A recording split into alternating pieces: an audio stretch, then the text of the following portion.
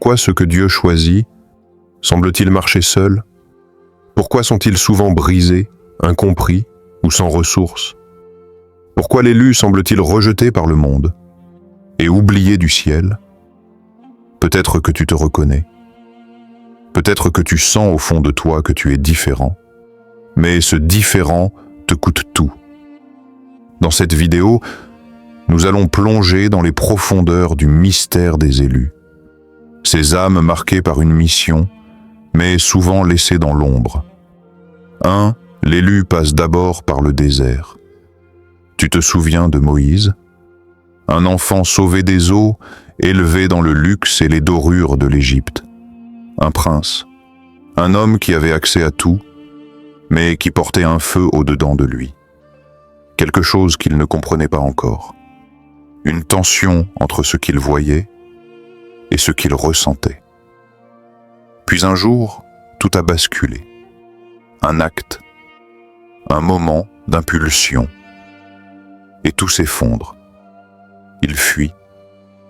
Il laisse derrière lui la gloire, le confort, la reconnaissance. Et c'est là que l'histoire commence réellement, pas dans le palais, mais dans le désert, ce lieu brûlant le jour, glacé la nuit, ce lieu sans bruit, sans visage, sans direction. Le désert, ce silence qui expose l'âme. Pendant 40 ans, Moïse y a marché. 40 ans où Dieu ne parlait pas. 40 ans à vivre loin de tout, mais plus proche de lui-même que jamais. C'est dans ce désert qu'il a été brisé. C'est dans ce désert qu'il a été vidé de l'Égypte, de l'orgueil, de la force humaine, de la sécurité. Tu vois, Dieu n'utilise pas ce que l'homme fabrique. Dieu ne se sert pas des puissants. Il choisit ceux qu'il peut vider, ceux qu'il peut déconstruire, ceux qu'il peut désarmer, car ce n'est qu'à ce moment-là que sa voix peut se faire entendre. Et un jour, dans ce désert, alors que Moïse n'attendait plus rien, un buisson a brûlé. Et la voix a parlé. Ce n'est pas un conte, c'est une clé. Si tu ressens que ta vie a été mise en pause, si tu es dans un lieu aride, sans fruits, sans bruit, et si c'était là que Dieu voulait te rencontrer, pose-toi, écoute. Tu n'as peut-être pas échoué. Tu es peut-être simplement en formation divine. Tout ce que tu perds ici, maintenant, n'est peut-être pas une perte. C'est peut-être une libération de ce qui n'était pas destiné à t'accompagner. Tu as voulu des réponses, mais Dieu t'a offert le désert, parce que parfois, le silence est la réponse.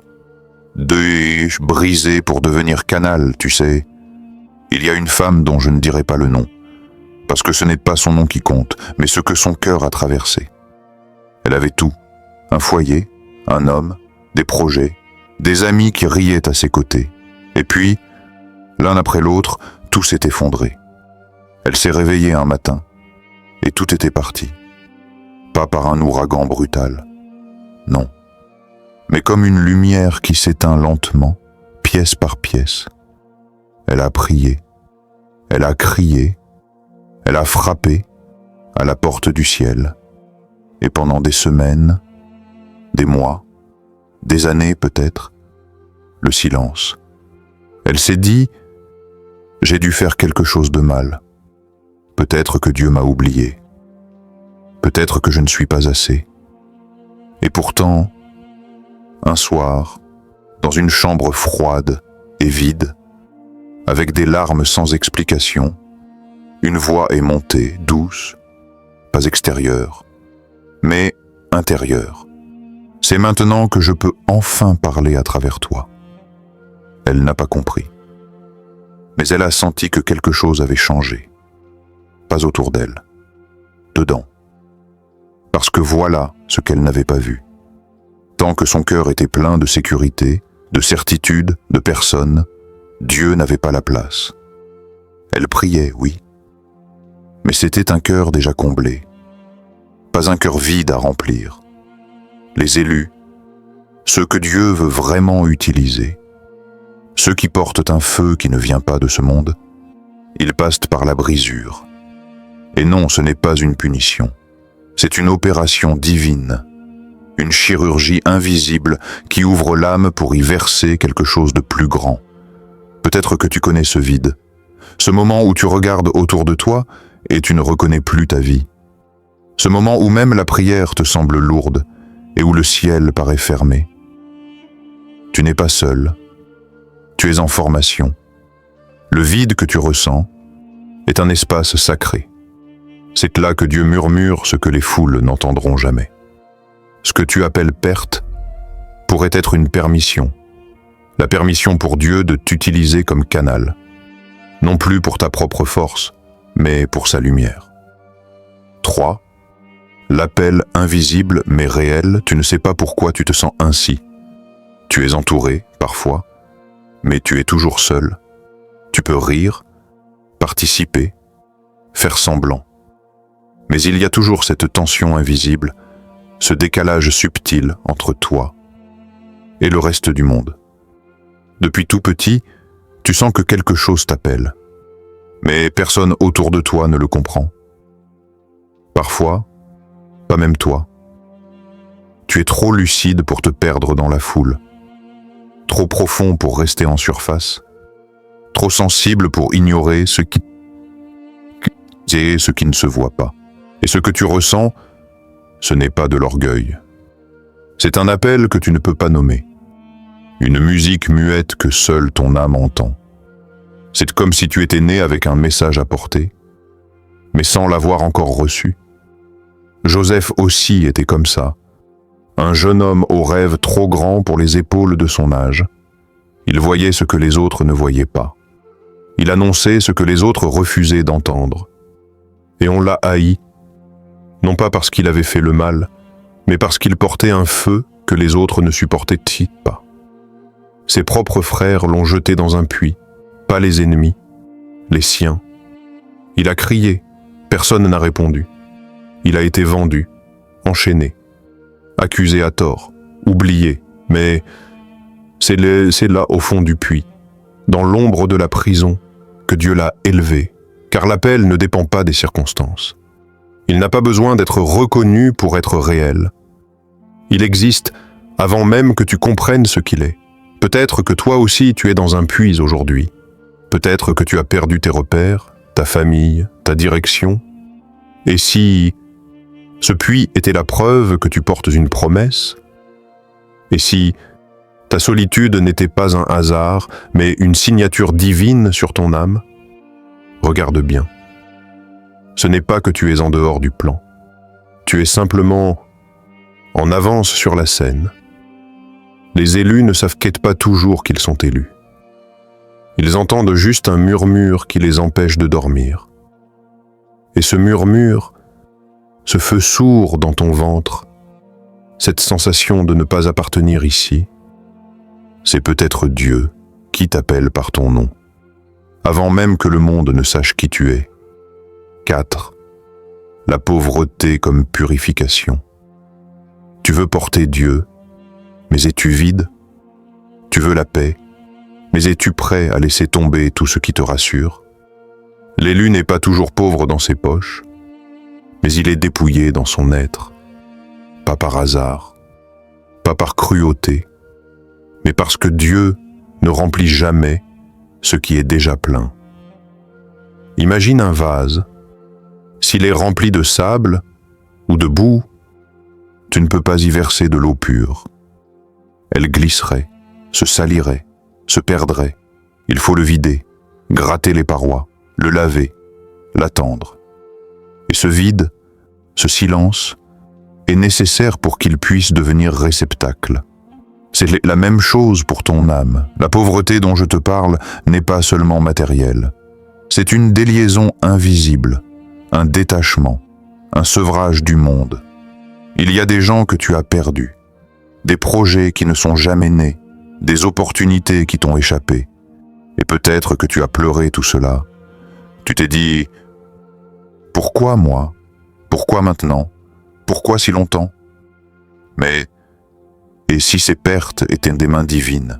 Et si c'était Dieu en train de vider ton vase pour y verser quelque chose que tu ne peux même pas encore imaginer? Ce monde nourrit l'ego. Mais l'âme a faim du ciel. Et le ciel ne descend pas dans un cœur encombré.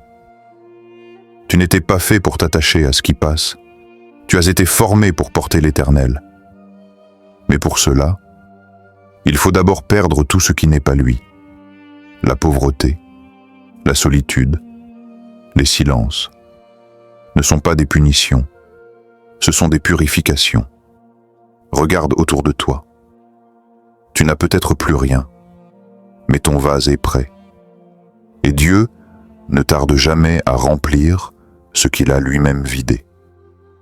Le retournement. Tu crois que c'est fini? Tu regardes ta vie et tu ne vois que ruines, silence, portes fermées, regards qui t'ont tourné le dos. Tu penses que le monde t'a oublié. Tu penses que Dieu t'a mis de côté. Mais laisse-moi te dire une chose. Ce n'est pas la fin. C'est le début. Le commencement est toujours silencieux, invisible sous la surface. Les élus ne sont pas lancés sur des scènes. Ils sont d'abord plantés dans la terre. Même Jésus, le Fils, la lumière, la parole vivante, a grandi caché, à Nazareth. Un petit village ignoré, là où on le connaissait trop pour le prendre au sérieux. Il a été rejeté par les siens, pas parce qu'il n'était pas prêt, mais parce que eux ne l'aimaient pas. Et pourtant, dans le secret, il grandissait, en sagesse, en stature, en feu. Tout était en train de se préparer, dans le silence, dans l'ombre, dans le cachet. Les élus sont seuls, jusqu'à ce qu'ils soient envoyés. Ils ne sont pas exclus. Ils sont mis à part. Leur vie semble immobile, parce qu'elle est en gestation. Et toi, ce que tu vis aujourd'hui, ce vide, ce silence, ces attentes qui n'en finissent plus, ce n'est pas un abandon. C'est une grossesse spirituelle. Tu ne portes pas un petit projet. Tu portes un appel. Tu portes un mandat. Tu portes une lumière que tu ne peux pas encore voir. Et c'est pour ça que tu ne comprends rien. C'est pour ça que rien ne fonctionne comme tu l'espérais. C'est pour ça que Dieu ne t'expose pas encore. Parce qu'un diamant ne se montre pas tant qu'il est encore en formation. Tu es caché pour être révélé. Tu es contenu pour exploser au bon moment. Tu es pressé pour que ce qui sort de toi soit pur et pas mélangé. Le retournement ne vient pas toujours avec bruit. Parfois, il se fait dans une seule seconde, une seule décision divine, une seule saison qui bascule. Et tout ce qui semblait t'avoir freiné devient l'évidence que tu étais conservé. Pas oublié, réservé, tu n'es pas seul, même si tout t'a quitté, même si tu ne sens plus rien, même si les voix se sont tues. Tu n'es pas abandonné, tu es mis à part, tu n'es pas brisé pour te perdre, tu es brisé pour porter. Porter une lumière que d'autres ont éteinte depuis longtemps. Porter une parole que d'autres ont oubliée. Porter une présence que le monde cherche sans la nommer. Respire. Là où tu es, ce que tu vis, ce n'est pas une punition. C'est un alignement. Les autres courent. Toi, tu attends. Et c'est dans cette attente que Dieu t'enseigne le rythme de l'Éternel. Les élus ne cherchent pas la foule.